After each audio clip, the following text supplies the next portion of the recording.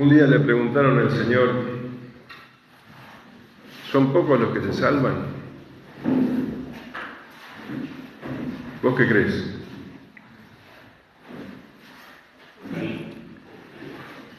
Sí, son pocos, muy pocos.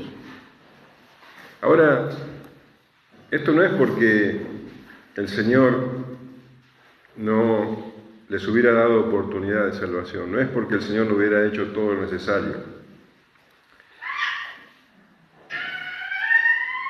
Y son pocos. Y es doloroso ver cómo la gente se dirige a la condenación eterna. Y se dirigen por su propia voluntad.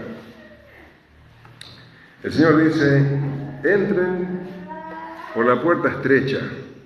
Y es una invitación abierta. Sin embargo, la mayoría de la gente pasa de largo a la puerta. No quieren entrar. Entienden que es muy difícil. Y verdaderamente es estrecha. Y habla de esfuerzo. Esfuércense para entrar por la puerta estrecha.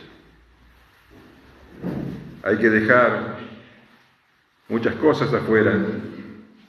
Hay que aceptar la voluntad de Dios. Hay que negarse a uno mismo. Y por eso muy pocos están dispuestos a hacer el esfuerzo. Aunque el camino que eligen, la puerta ancha, los lleva a la perdición. La puerta estrecha lleva a la vida abundante, plena, eterna. La otra, la fácil, lleva al infierno. Y el Señor, ¿sabes cómo lo describe? Dice, allí será el llanto y el crujir de dientes. Verdaderamente es doloroso ver cómo las personas se dirigen al infierno y muchos de ellos son seres que nosotros amamos.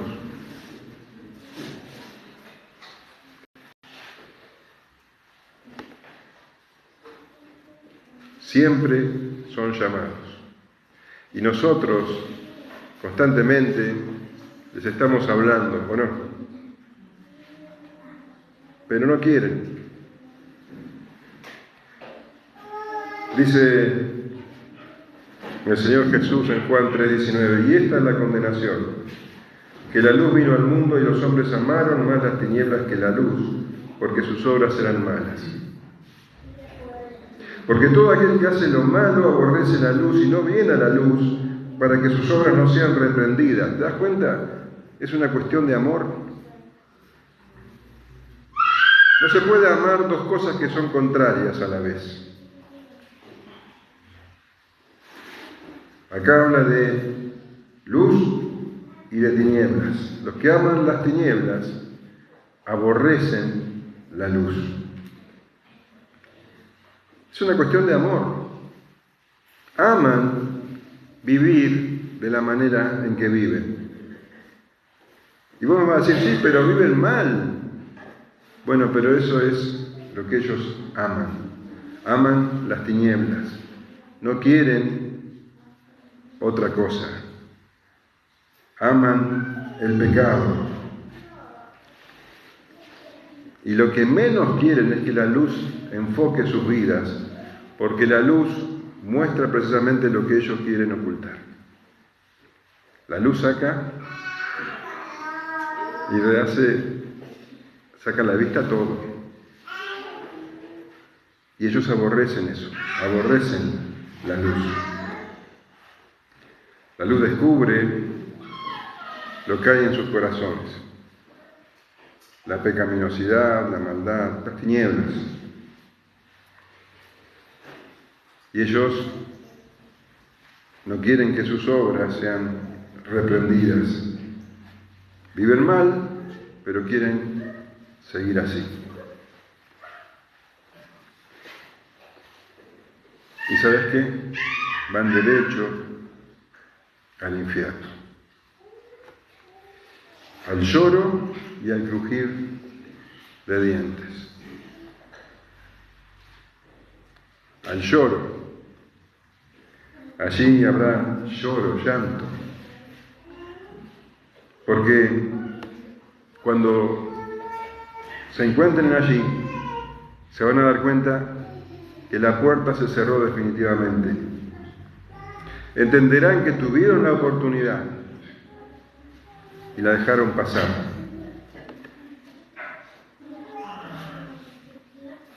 Fueron avisados una y otra vez, pero no escuchaban.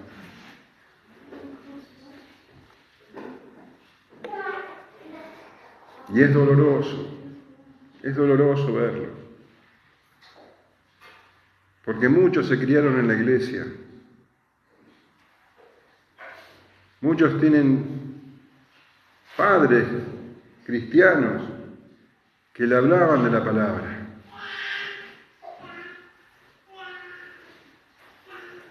Y ellos no escuchaban. Y eso va a ser motivo de llanto. Porque tuvieron la oportunidad más que otros. Muchos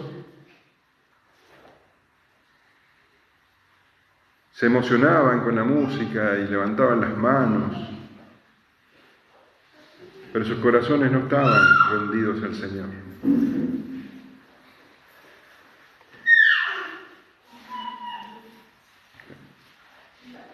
El Señor dice: entonces comenzaréis a decir, delante de ti hemos comido y bebido, y en nuestras plazas enseñaste. En Mateo 7:21 dice: no todo el que me dice Señor, Señor entrará en el reino de los cielos, sino el que hace la voluntad de mi Padre que está en los cielos. Muchos me dirán en aquel día: Señor, Señor, ¿no profetizamos en tu nombre, y en tu nombre echamos fuera demonios? Y en tu nombre hicimos muchos milagros. Y entonces les declararé: nunca os conocí, apartaos de mí, hacedores de maldad. Nunca pertenecieron al Señor. Y levantaban las manos, iban todos los domingos a la iglesia, pero nunca se rindieron al Señor. Amaron las tinieblas. Y allí todo será tinieblas. Y será el llanto, el lloro. Porque descubrirán que todo lo que consideraban valioso e importante en la tierra no valía su alma. El Señor dijo: porque ¿qué aprovechará el hombre si ganare todo el mundo y perdiere su alma? ¿O qué recompensa dará el hombre por su alma?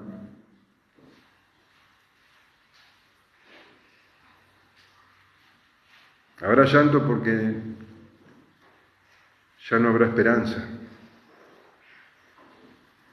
porque solo queda por delante una eternidad de dolor, de oscuridad, de temor, de ansiedad.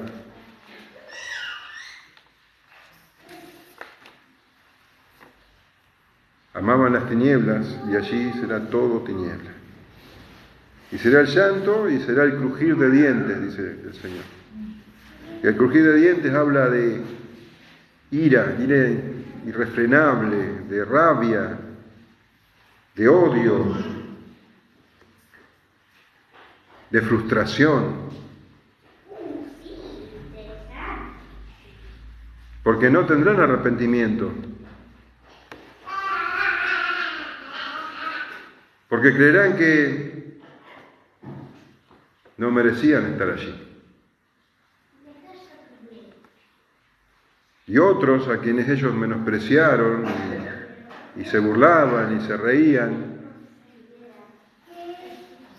estarán gozando de la vida eterna con el Señor.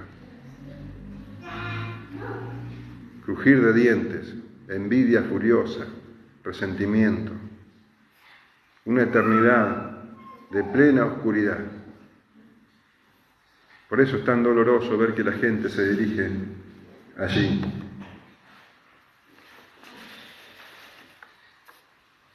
Aman sus vidas. Aman sus vidas pecaminosas. Y el Señor dice, porque todo el que quiera salvar su vida, la perderá. Y todo el que pierda su vida por causa de mí, la hallará. Es muy doloroso ver que las personas se dirigen hacia allí, personas a las que amamos. Y si a nosotros nos provoca dolor, más dolor le provoca al Señor Jesús. Porque Él vino al mundo no a traer condenación, Él vino al mundo a salvar. En Juan 3:17 leemos, porque no envió Dios a su Hijo al mundo para condenar al mundo, sino para que el mundo sea salvo por Él. Y vino a traer salvación, y el mundo lo rechazó.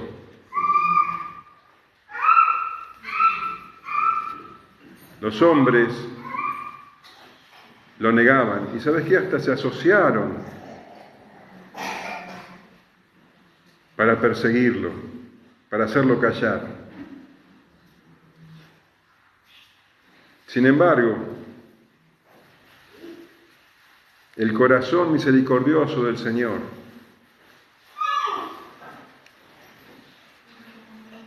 se llenaba de tristeza por estas personas, por los mismos que lo perseguían y lo vituperaban y hacían sociedad para atraparlo. Vamos a leer Lucas capítulo 13, versículos 31 al 35.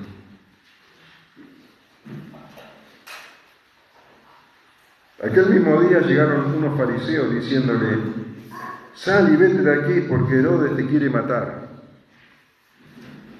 Y le dijo, id y decid a aquella zorra, he aquí, echo fuera demonios y hago curaciones hoy y mañana, y al tercer día termino mi obra.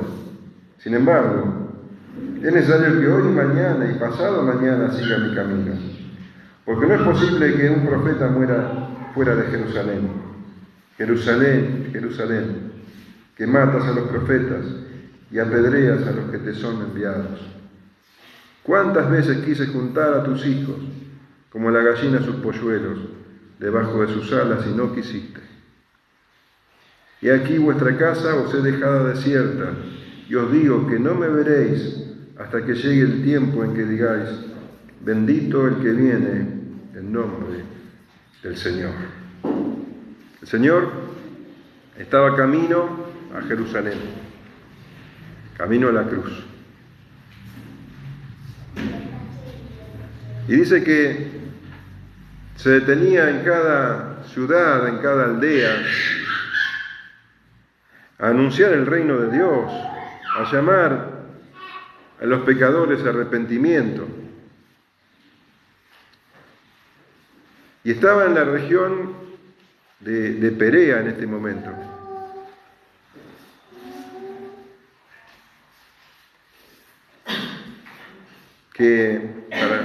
No sé si tenés presente el mapa de Israel de esa época, calculo que no. Pero Perea estaba, para decirte lo más sencillo, cerca de Judea. Estaba Samaria, el río Jordán, Perea. Y al sur estaba Judea, donde estaba Jerusalén. En este momento entonces el Señor estaba en la región de Perea, que estaba bajo el gobierno de Herodes Antipas, que vos conocés. Y dice que el Señor estaba en ese lugar, dice, aquel mismo día llegaron unos fariseos diciéndole, sal y vete de aquí porque Herodes te quiere matar. Ahora esto sí que es verdaderamente llamativo, particular, extraño.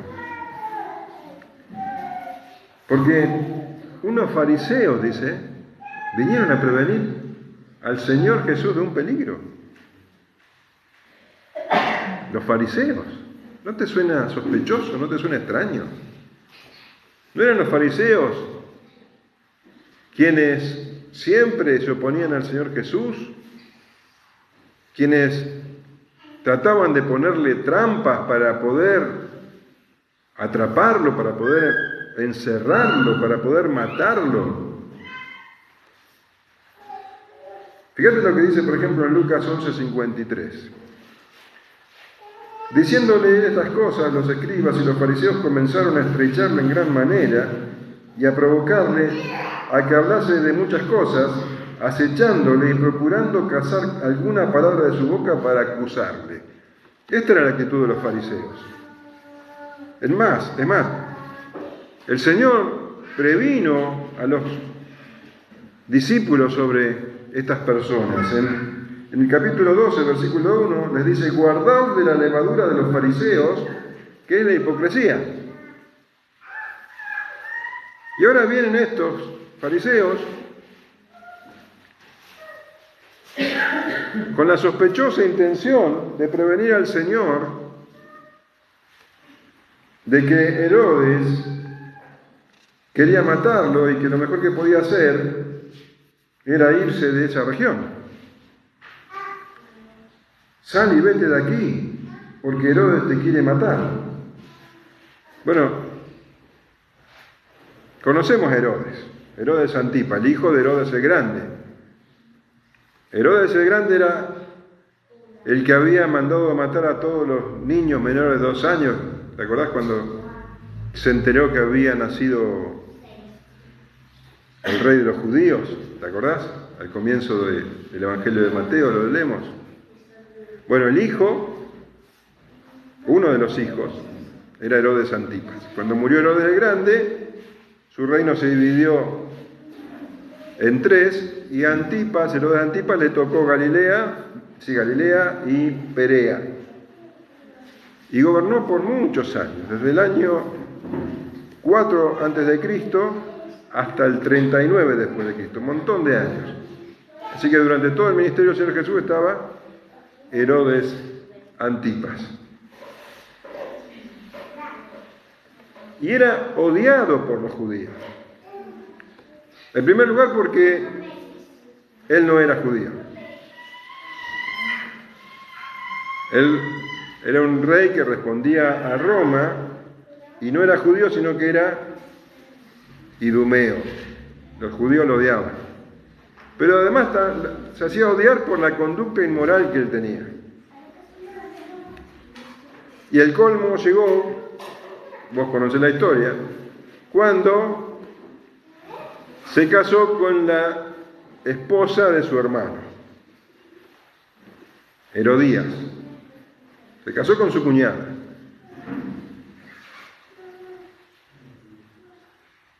Y Juan el Bautista lo denunció públicamente y Herodes lo encarceló. Pero no quería matarlo a Juan el Bautista, porque él sabía que los judíos lo consideraban un profeta. Y ya tenía demasiados líos como para encima matar a Juan el Bautista y acarrearse más problemas todavía. Pero Herodías odiaba a Juan el Bautista. Y bueno, si no conoce la historia, buscala y léela, pero la verdad es que manipuló de tal manera a Herodes que Herodes terminó ordenando que a Juan el Bautista le cortaran la cabeza, lo decapitaran. Y este hecho fue bastante crucial en la vida de Herodes. En primer lugar porque, bueno, como te dije, los judíos consideraban que Juan el Bautista era un profeta y Herodes había matado a un profeta. Pero en segundo lugar, parece ser, por lo que leemos en la Escritura, que su conciencia lo acusaba por esto. Y que días después de matar a Herodes, empieza a escuchar sobre otro hombre que de matar a Juan el Bautista, empieza a escuchar sobre otro hombre que era más poderoso que Juan el Bautista, que hacía milagros, y su conciencia le decía, seguro que este es Juan el Bautista que volvió a la vida. Mirá lo que dice, por ejemplo, Mateo 14:2. Y dijo a sus criados, este es Juan el Bautista, ha resucitado de los muertos y por eso actúan en él estos poderes. En Lucas 9:7 dice, Herodes el tetrarca oyó de estas cosas que hacía Jesús y estaba perplejo porque decían algunos, Juan ha resucitado de los muertos, otros, Elías ha aparecido y otros, algún profeta de los antiguos ha resucitado. Y dijo Herodes, a Juan yo le hice decapitar. ¿Quién pues es este de quien oigo tales cosas y procuraba verle? Es evidente que Herodes temía a Jesús, que escuchaba de sus milagros, escuchaba del poder que manifestaba y escuchaba que él decía que era el Mesías. Si era cierto lo que los fariseos decían, que Herodes quería matar a Jesús, tenía todo el poder para hacerlo, podría haberlo hecho. Pero podemos creer que en realidad Herodes no quería matarlo, porque no quería volver a cometer el mismo error que cometió con Juan el Bautista. Y lo que verdaderamente él quería era que Jesús se fuera de su región.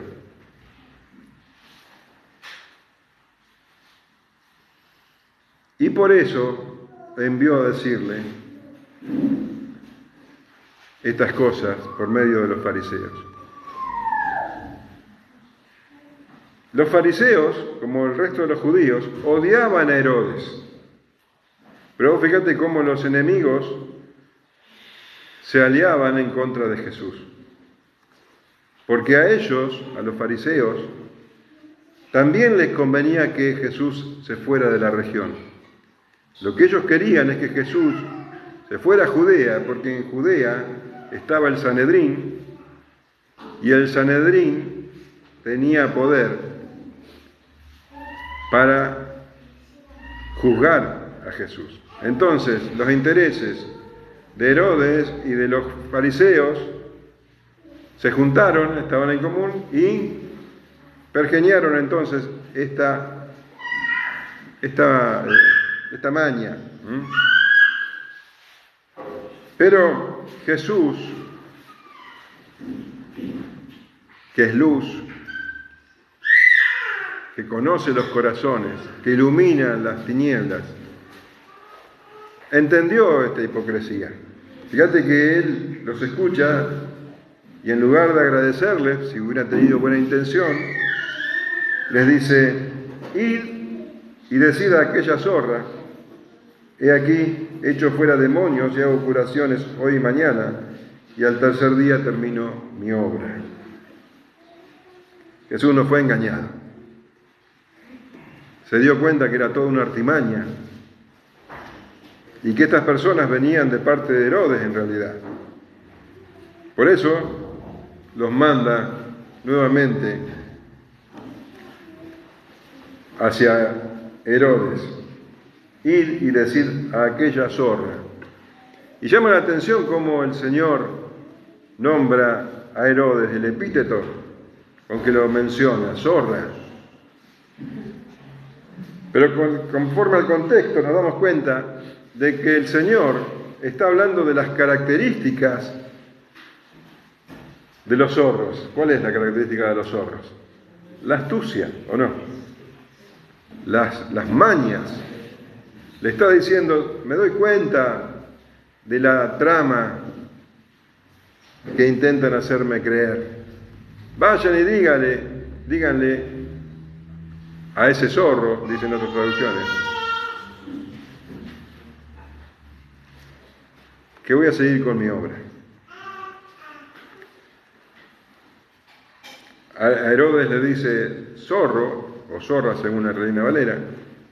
A los falsos profetas le dice lobos rapaces. Así que no tenemos que asombrarnos por este sobrenombre.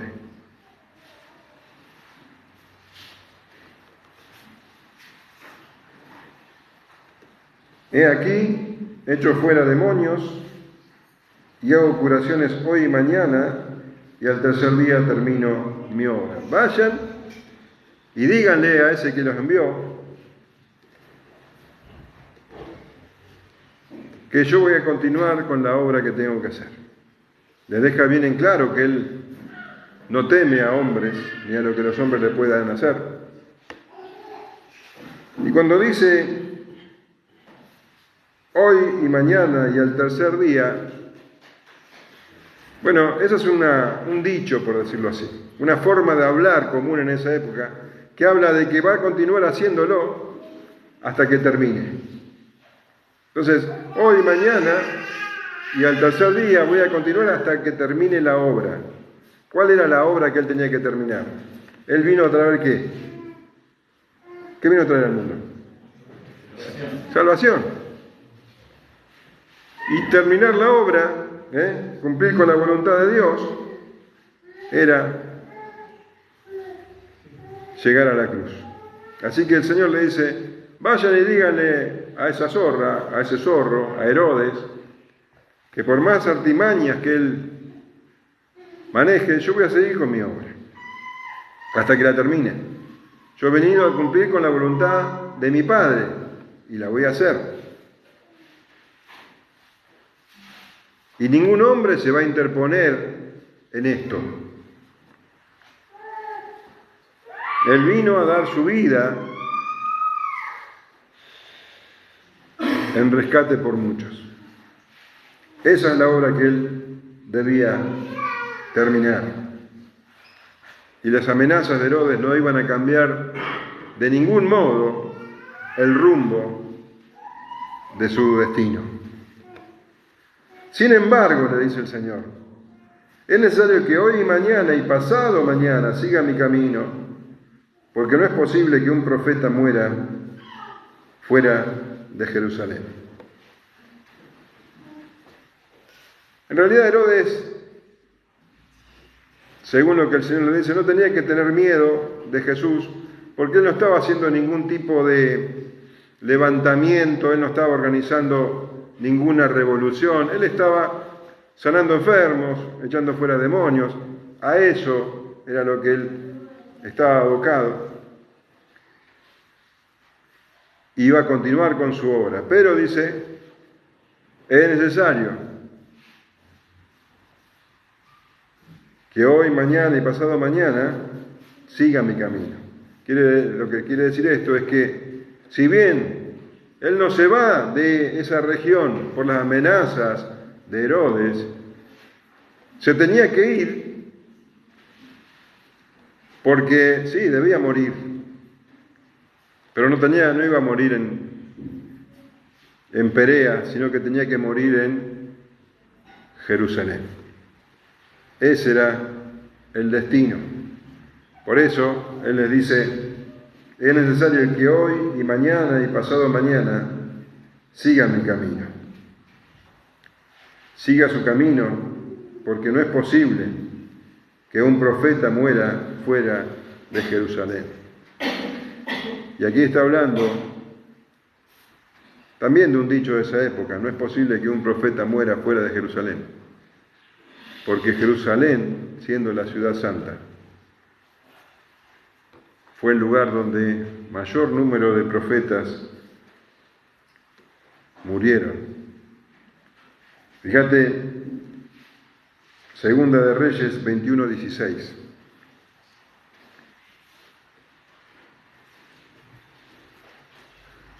Derramó Manasés mucha sangre inocente en gran manera, hasta llenar a Jerusalén de extremo a extremo. Además de su pecado, con que hizo pecar a Judá para que hiciese lo malo ante los ojos de Jehová.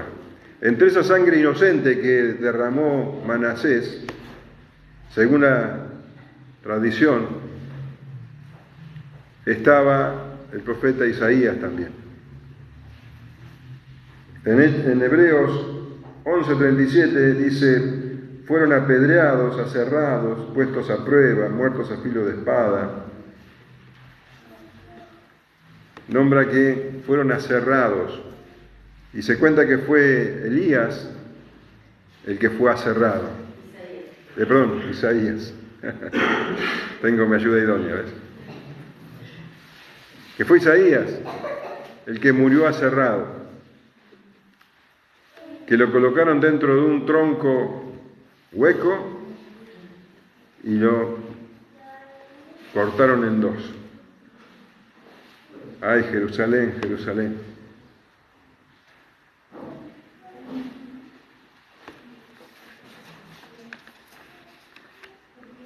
Segunda de Reyes 24:4 habla del reinado de Joacim. Asimismo, por la sangre inocente que derramó, pues llenó a Jerusalén de sangre inocente, sangre de profetas. Jehová, por tanto, no quiso perdonar. En segunda de Crónicas 24:20 leemos: entonces el Espíritu de Dios vino sobre Zacarías, hijo del sacerdote Joiada, y puesto en pie, donde estaba más alto que el pueblo, les dijo: así ha dicho Dios, ¿por qué quebrantáis los mandamientos de Jehová? ¿No os vendrá bien por ello? Porque por haber dejado a Jehová, él también os abandonará. Pero ellos hicieron conspiración contra él y por mandato del rey lo apedrearon hasta matarlo en el patio de la casa de Jehová. Así el rey Joás no se acordó de la misericordia que Joiada, el padre de Zacarías, había hecho con él. Antes mató a su hijo, quien dijo al morir: Jehová lo vea y lo demande.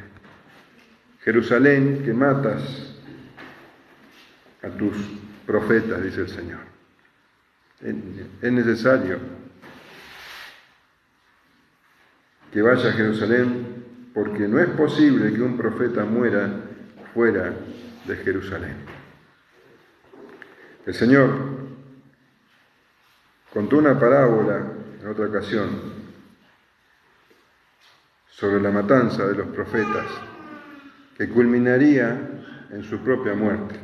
En Lucas 29 leemos: comenzó luego a decir al pueblo esta parábola: un hombre plantó una viña y la arrendó a los labradores y se ausentó por mucho tiempo. Y a su tiempo envió un siervo a los labradores para que les diesen del fruto de la viña, pero los labradores le golpearon y le enviaron con las manos vacías. Volvió a enviar otro siervo más, ellos a este también, golpeado y afrentado, le enviaron con las manos vacías. Volvió a enviar un tercer siervo, más ellos también a este echaron fuera herido.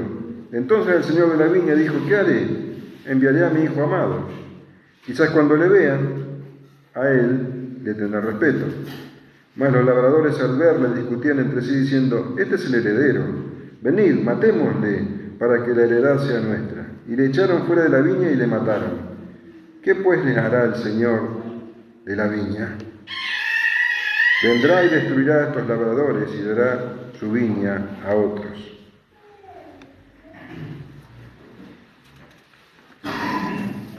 Pero más allá de la larga lista de profetas a los que dieron muerte en Jerusalén, era necesario que el Señor Jesús fuera a esa ciudad, porque Jerusalén era el lugar donde estaba el templo, y en el templo se hacían los sacrificios. Allí en Jerusalén debía morir el Cordero de Dios que quita el pecado del mundo. Allí debía ser inmolado ese Cordero.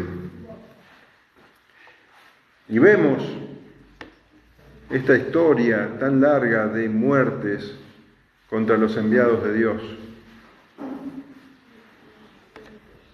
Y el Señor iba allí sabiendo que sería traicionado, que sería abandonado por todos, que sería humillado, insultado, escupido, calumniado, torturado y finalmente clavado a una cruz. El Señor sabía, y sabía que era justo el juicio de Dios sobre esas personas.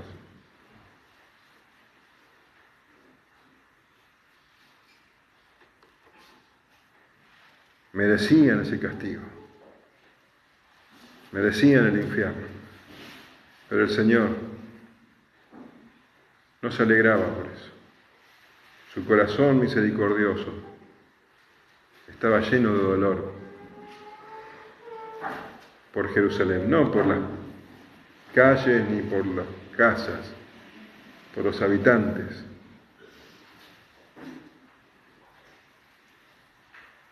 Que en lugar de responder a su llamado, iban a matarlo. Amaban tanto las tinieblas y aborrecían tanto la luz. Jerusalén, Jerusalén, que matas a los profetas y apedreas a los que te son enviados. ¿Cuántas veces quise juntar a tus hijos como la gallina a sus polluelos debajo de sus alas y no quisiste? Cuando en la Escritura leemos que se repiten las palabras, es que están reflejando esas palabras una emoción muy intensa.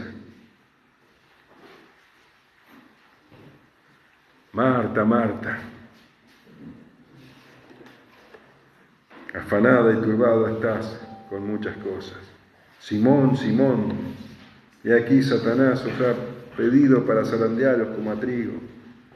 Saulo, Saulo, ¿por qué me persigues? ¿Te das cuenta? La profunda emoción, el dolor, la tristeza. Cuenta la Escritura que David, cuando se enteró de la muerte de su hijo Absalón, dice en 2 Samuel 18:33, se turbó y subió a la sala de la puerta y lloró, y yendo decía, hijo mío Absalón, hijo mío Absalón, ¿quién me diera que muriera yo en lugar de ti, Absalón, hijo mío, hijo mío? Dolor profundo. Jerusalén, Jerusalén. Y ese dolor de Cristo era el reflejo del dolor del Padre. Ezequiel 33:11 dice, diles, vivo yo, dice Jehová el Señor, que no quiero la muerte del impío, sino que se vuelva el impío de su camino, y que viva. Volveos de vuestros malos caminos. ¿Por qué moriréis, oh casa de Israel? Unos pocos meses después, el Señor Jesús llegaría a las puertas de Jerusalén. Y allí, vos sabés que lo iban a recibir con honores, iban a tirar palmas a sus pies, a su paso, pero que unos pocos días después, esos mismos que tanto lo aclamaban iban a gritar que lo crucifiquen. Y cuando el Señor llegó a las puertas de Jerusalén, antes de esa entrada triunfal, lloró por la ciudad. Lo leemos en Lucas 19:41. Cuando llegó cerca de la ciudad al verla, lloró por ella, diciendo: oh, si también tú conocieses a los menos en tu día lo que es para tu paz. Mas ahora está encubierto de tus ojos, porque vendrán días sobre ti cuando tus enemigos te rodearán con vallado y te sitiarán, y por todas partes te estrecharán, y te derribarán a tierra y a tus hijos dentro de ti, y no dejarán en ti piedra sobre piedra, por cuanto no conociste el tiempo de tu visitación. El Señor no llamó a Jerusalén la ciudad santa, sino que la llamó la ciudad asesina de profetas. Jerusalén, que matas a los profetas y apedreas a los que te son enviados. Y fíjate que el Señor no habla en pasado, no dice que mataste a tus profetas y apedreaste a los que te son enviados, sino que habla en presente, porque seguirían haciéndolo. Y también lo harían con Él. Y el Señor, en su lamento, menciona una imagen poderosísima, y a la vez demuestra la ternura infinita de su corazón.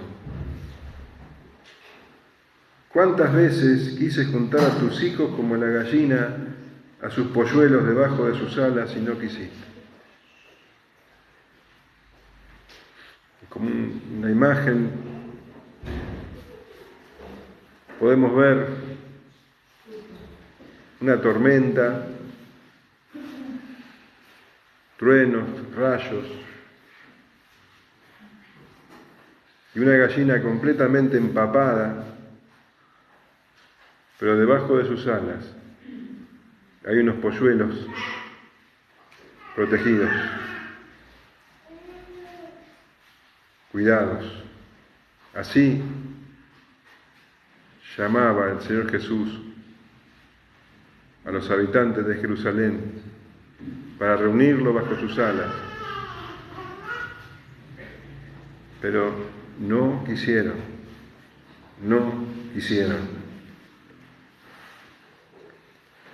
Y tanta dureza, tanta obstinación trae consecuencias. He aquí, vuestra casa os es dejada desierta. Y os digo que no me veréis hasta que llegue el tiempo en que digáis: bendito el que viene en nombre del Señor. Rechazar tanta misericordia de Dios trae como consecuencia la condenación. He aquí, dice el Señor, he aquí, miren lo que viene sobre ustedes. Miren, vuestra casa os es dejada desierta. Porque se decía que el templo era la casa de Dios.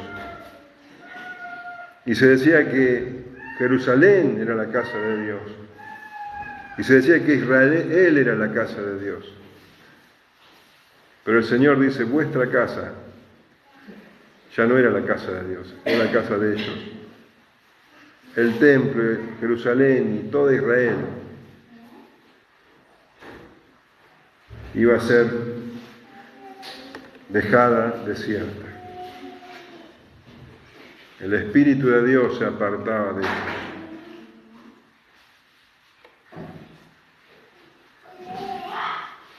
La puerta se estaba cerrando. El tiempo de su visitación estaba llegando a su fin. Dios estaba abandonando su casa.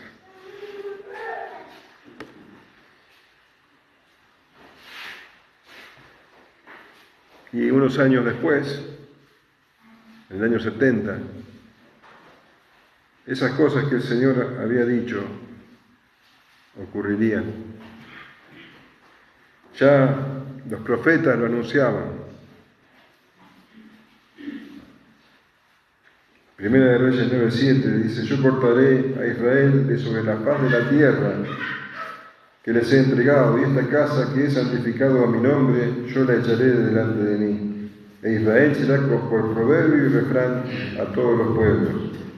Y esta casa que estaba en estima, cualquiera que pase por ella se asombrará y se burlará y dirá: ¿por qué ha hecho así Jehová a esta tierra y a esta casa? Jeremías 12:7 dice: he dejado mi casa, desampararé mi heredad, he entregado lo que amaba mi alma en manos de sus enemigos. Y el Señor Jesús, en Lucas 21:20, es muy específico. Pero cuando viereis a Jerusalén rodeada de ejércitos, sabed entonces de que su destrucción ha llegado.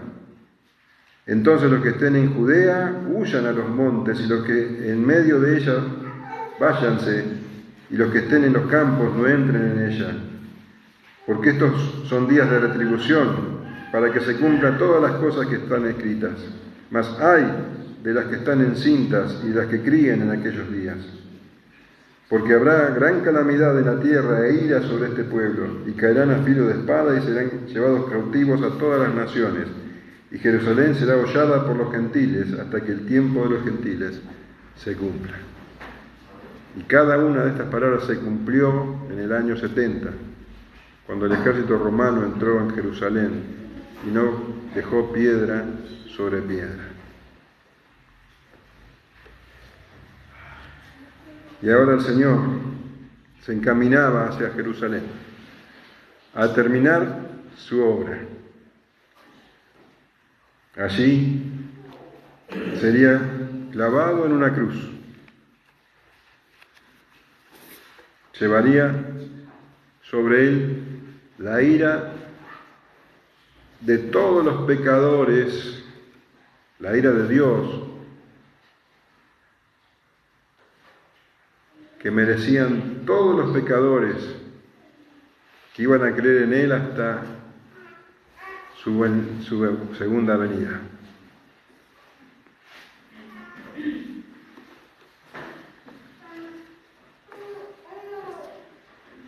Y a esos que estaban allí, a esa generación, ¿quién la contará?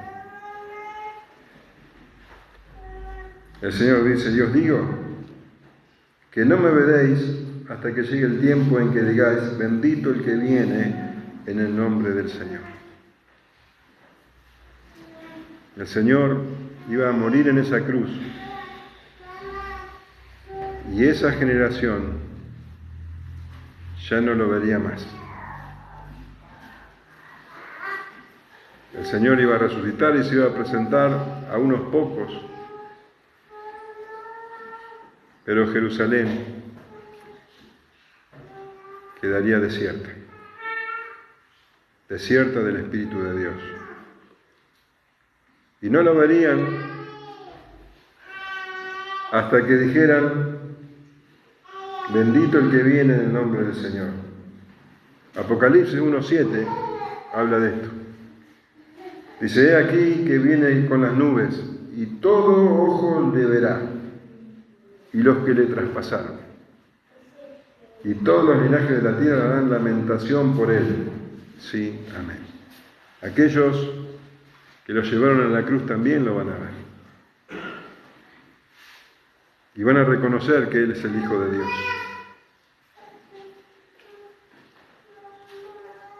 Pero será tarde, porque la puerta se cerró.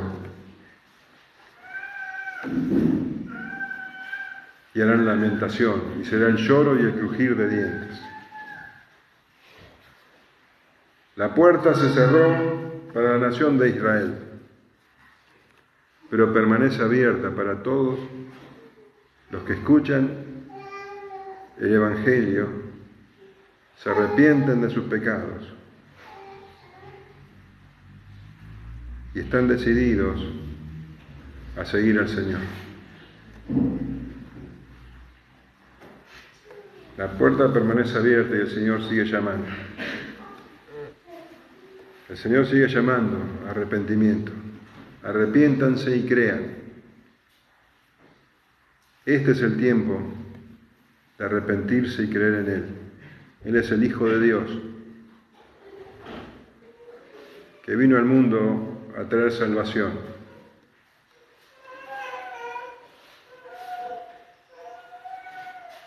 La puerta está abierta y el Señor sigue llamando. No sabemos hasta cuándo.